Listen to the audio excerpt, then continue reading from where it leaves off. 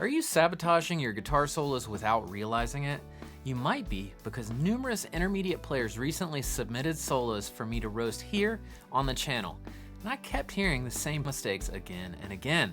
Today, I'm going to break down solos from 3 guitarists who volunteered, and each one highlights some of the common issues that are found that could be holding your playing back. I'll show you exactly what they're doing wrong, and more importantly, how to fix it, so you can start making real progress in your soloing right away. I had each of the 3 guitar soloists play on a jam track from my Creative Solo System course. This is a Tom Petty-esque Americana kind of jam track, and the progression is D, A, B minor to G. Let's dive in to the first soloist. Up first is a soloist named Mark, and I actually know Mark. He works in my Inner Circle program. He's a great guy, great attitude. Let's go ahead and jump in and see what he did on the track here. Again, we're in D major.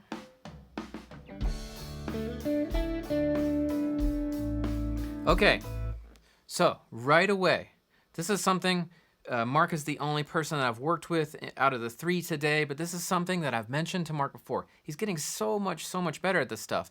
But one thing, this happens to every intermediate guitarist. You gotta watch out how much pressure you're using.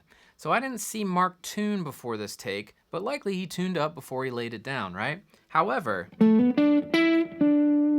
when I hear him play that D note at the 7th fret of the G, his vibrato is a little tight, and what is happening is he's pressing too hard down into the wood, and his vibrato's not fluidly really coming out in a great way. Okay, so this is something that constantly happens to guitar players. We think that we need a lot more pressure in the notes to make them sing. We don't. We actually want to aim for the least pressure possible. Okay, so one thing I got to give props to Mark for is he's really trying to be a little bit more repetitive here.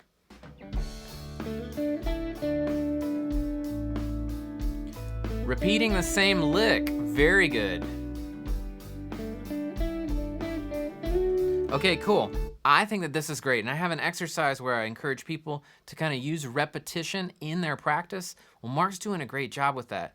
To me, it felt like he built a theme out of this rather than just kind of like continuing idea. All right, so right away, Mark's doing some hammers, but I would love to hear more slides, more pull-offs. You know, one of the things is he's playing the correct notes, and he's playing with pretty darn good time too, but I would love to hear more nuance. There's so much kind of that can happen when you throw in a little bit more hammer-ons, pull-offs, and slides, and of course bends and vibrato. He's doing a pretty good job, but I think he could do even better. Let's keep digging in. Okay, cool. So this is great. He kind of introduced a melody down low, and then he went up, and he's in the kind of the next area of the D major pentatonic. One thing that I would encourage him to do is be a little bit more clear with where his bends are going.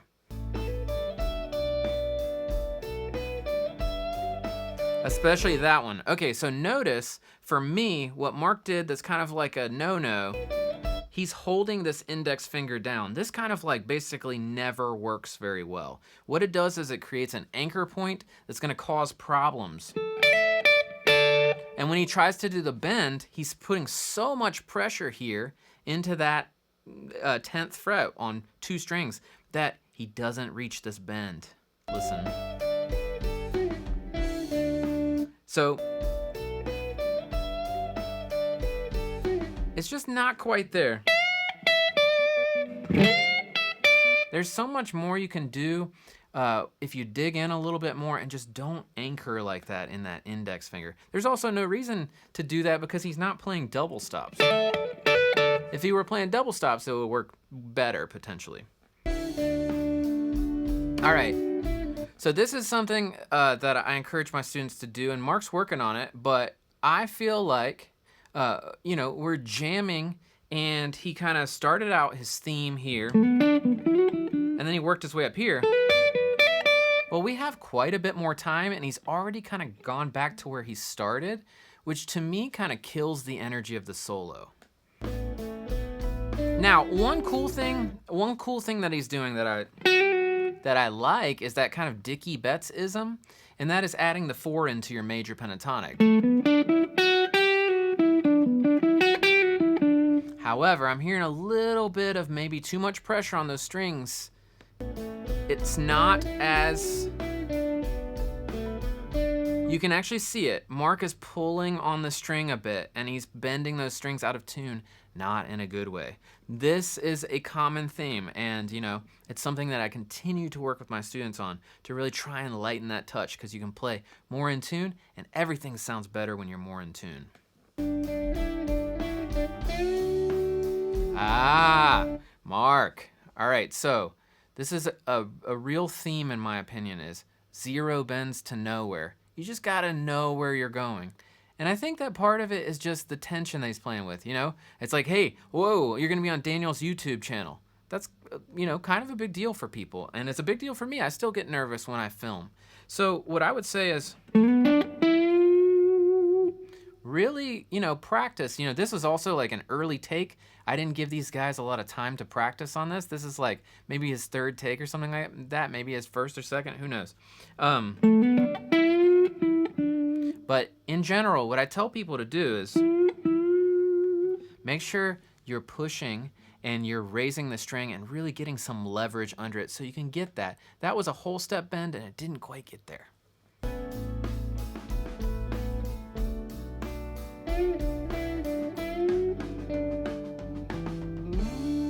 I gotta say, I absolutely love the ending.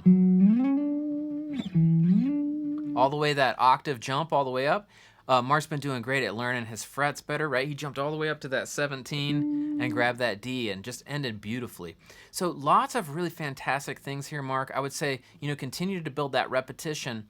You know, a couple things, really dial in your tuning and make sure that, you know, you're feeling really good with how in tune you are, and then make sure that touch, not pressing those notes too hard. And now a quick word from today's sponsor, my brand new course, Creative Solo System. It's built for busy intermediate guitarists who want to make real progress with just 20 to 30 minutes a day of practice. You'll get interactive play-alongs, tabs, and all the essential tools to become a more confident, more creative guitar soloist. Just click that link in the description below to jump in and start practicing today. All right, up next is Jeff. I don't really know Jeff's playing, but he's exchanged some messages and some emails with me. He's checked out my courses. Super nice guy. Let's go ahead and check out his playing here. Ooh, cool. 1 pickup, P90, love it.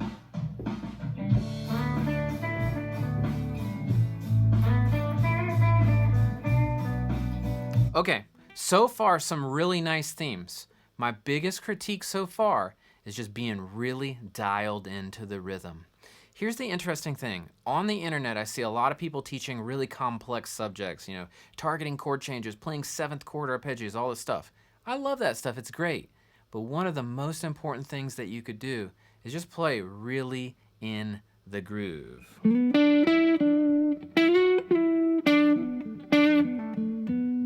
So that would be my critique so far, is making sure that you're dialed in the groove. I have this exercise called Consistent Rhythms Practice. It is a really great one about you just target specifically. You turn on a track and you target specifically quarter notes, 8th notes, triplets, 16ths, and you improvise, but you're practicing only with those rhythms. That would be a challenge for Jeff that I would give him.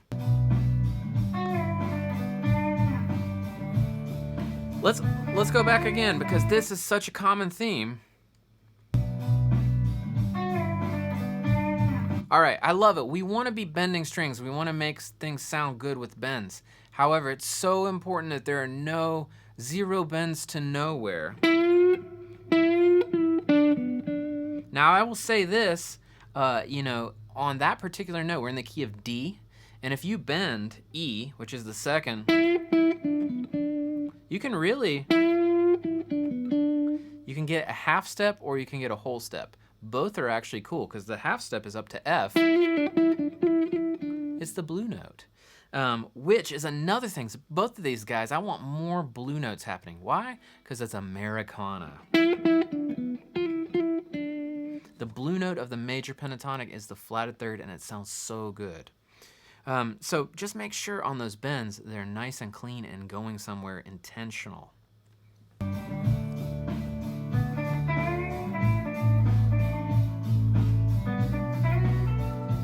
Cool. Okay, so again, I haven't worked with Jeff. Seems like a really great guy. He's playing and he's getting around the guitar fairly nicely. I would love to hear more repetition.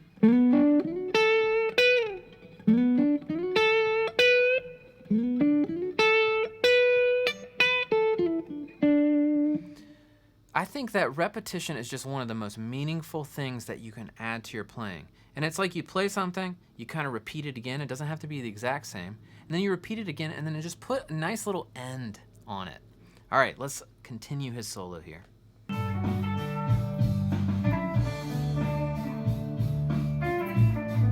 There we go, a little blue note. And I gotta say, it's important to realize, this is a stressful situation. I asked these guys not to practice this a bunch, but just send me their kind of first initial approach to this. So this is a bit anxiety provoking, right? So give them props in the comments below for even being willing to do this. And guess what? I'm gonna do more of these if people like it. So go ahead and click that application button if you wanna apply to get roasted on the channel too. So sometimes this happens to people, is getting lost in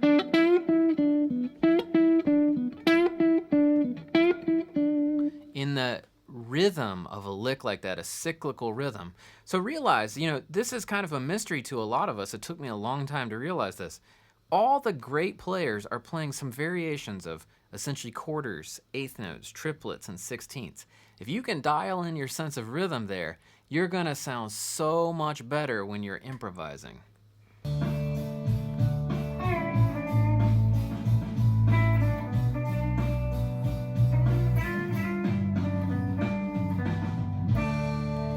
Okay, so for both of these guys, I wanna say this. I think it's important to really try and build your energy and shift gears. So the track is around 50 seconds, right? And I wanted to make it short and sweet and like a lot of good stuff going on, right? There are looped versions of this track, but the just short version is great because you get in, get out, just like you might have a solo on a gig. So my thing is you gotta work on how do you build and go somewhere with your solo.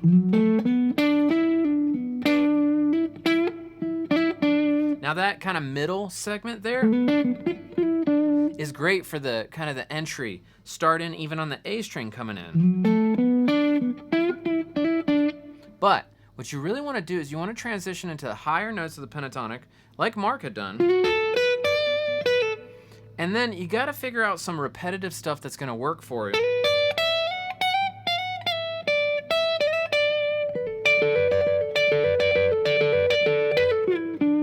Something that's gonna work for you where you can kind of grab a series of notes and build the energy. That's one thing that I'm not really hearing from these guys is building energy and kind of transitioning into this next gear. I talk about it as shifting gears. I wanted to take a moment to let you know that I'm opening up spots in my Inner Circle coaching program. If you're interested, make sure to apply at the link in the description to get on the wait list, and you'll know when the doors open. Spots are extremely limited. All right, our third submission for today is Manfred. So I'm excited to hear him. I'm not familiar with his guitar playing either. Let's check him out. Like that telly. Very cool, classic Blackguard kind of.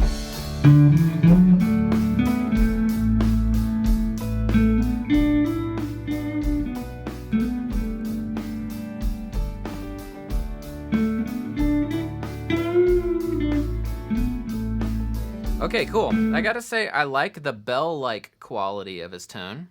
One thing I will say is, this happens to a lot of us. Getting the ability to really move the string when you're trying to vibrato. So again, a lot of us, what we end up doing is pushing too much energy, too much force down into the wood. What you have to do instead, you can vibrato either direction. You can pull down towards the floor, or you can push up towards the sky. Pushing up towards the sky is harder, so by default, I'd probably pull down more frequently, right? And then you gotta really make sure that you're creating kind of an anchor point over here. And the pointer finger is the hardest one, but if you can get kind of the leverage happening, And I would literally recommend just practicing vibrato away from a track and then applying it as an improv constraint with the track. That one was pretty nice. Cool.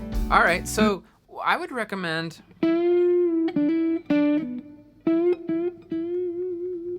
don't be afraid to support your bends with other fingers. Okay, this is interesting. When you're up here, make sure this middle finger's ready. You really don't want it to come out of nowhere when you're trying to play, right? So in those little patterns, I have a lot of index, ring, and middle around there. And then there's also the transition where you might be playing 2 notes on the B string. It's just super cool.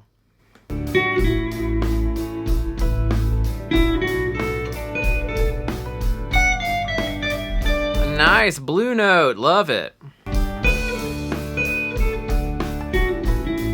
Okay, so far, big critique is I just want to hear more of the decorations. I think, Manfred, you're like pretty in the groove. You've got a great tone. You got some nice themes. I want to hear more decorations. You're picking too many notes for me. So more hammers.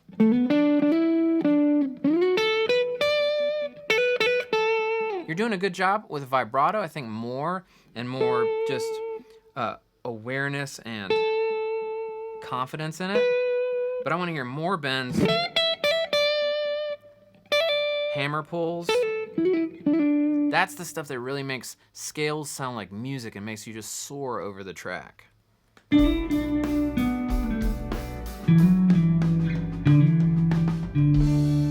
Cool. Okay. Overall, some really great stuff from all 3 of these guys today. You know, one of the most important things, and this is what I hear in most intermediate guitar players, making sure you're getting in the groove, in the pocket, and then decorating. All these guys can play their scales. So now, if they get a little better about dialing in and really being in time, that's gonna help immensely. Now that you've seen many of the common mistakes guitarists make in their solos, make sure to watch this video next to learn 5 incredibly important exercises to start making your practice more musical, specific, and less noodly.